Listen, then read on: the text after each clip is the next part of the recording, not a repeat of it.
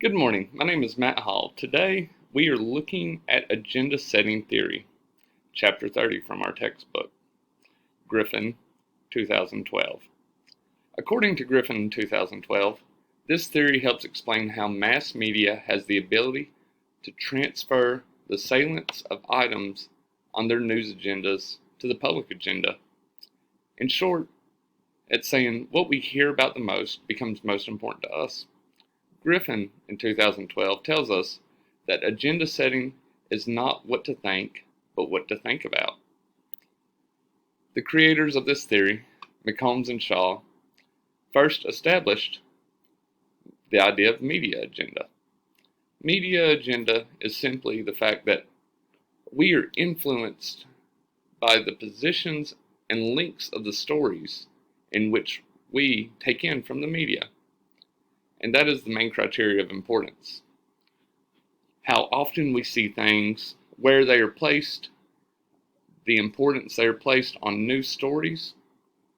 In print, it's boiled down to simply the fact that high traffic placement on the front page, the editorials, featured articles become important to us because they are important places, and we've been trained for that.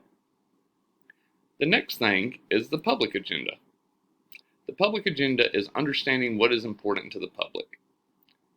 They polled readers to figure out what was important to them in their studies. They were doing their studies in the Raleigh-Durham area and focused on elections, so a lot of their questions were based on what issue is important to you.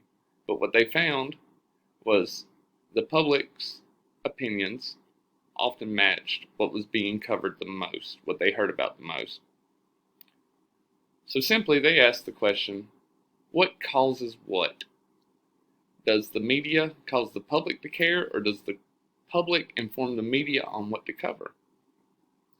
They found an almost perfect alignment in what was important to the public and what was important to the media, according to our textbook, Griffin, 2012. Critics do say that agenda setting could simply be media outlets trying to increase revenue, and it seems that they set the agenda merely based on the fact that the media receives information before the public, causing it to look as if they are able to inform the public. Then it becomes important to us, the consumers, afterwards. This is, of course, from people who look and see that oftentimes the media is out front and telling us breaking news before we've ever even caught wind of it. McCombs and Shaw established the idea of framing. For us, framing is simply the idea that media has the ability to make more issues become more salient to us. Framing uses four key components: selection, emphasis, exclusion, and elaboration to help evaluate certain stories, to help elevate certain stories over others in the public conscience. Once they see we care about something, they start covering it more, and it raises them importance. The Watergate Scandal that was highlighted in our textbook is a great example. It took years for that to become an infamous, world-renowned scandal, and it all started with a little short report.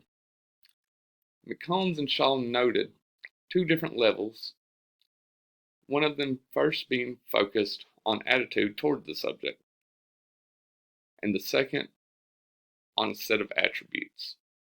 Our textbook, Griffin points out in 2012, used the example of the first level being JFK and his youthfulness being emphasized when people talked about him. When people shared about him, they would talk about his youthfulness and not his extramarital affairs that were widely known. The second level, an example that was used in our textbook, Griffin 2012, reported on crimes and how they could happen to anyone, anywhere, not just people in bad places at wrong times. So you see, the first level told us that JFK was youthful and full of energy, not that he was unfaithful. So that's what we remember about him. And the scandals are kind of just a little fun tidbit to remember. On the second level, this is used to tell us that we need to be more aware. We can be in danger anywhere. We can raise and heighten our senses. Instead of just thinking, oh, that crime only happens to people in the wrong places at the wrong time. Media agenda setting does have a brief impact on behavior, studies found, according to Griffin 2012. He pointed out that if there are stories that question the safety of flying, ticket sales drop, and there is an increase in the sale of flight insurance. So what he found, what studies found, and what we read in the textbook by Griffin 2012 point to the fact that there is an impact on consumer behaviors due to media agenda and what we hear about a lot. And then moving on, the last aspect of this theory is the question, who sets the agenda for the agenda setters? This idea is at the root of the distrust that we find currently in our nation and around the world from media outlets. We don't know who to trust, and we don't know who's telling us what. The truth is, media outlets report what they find. PR firms, press releases inform them, and then they share it with us. So media outlets report stories. They report them with information from people and organizations and try to create a narrative that helps their agenda. So to conclude, it is the responsibility of the consumer to critique the sources and be aware of one's own bias. Thank you.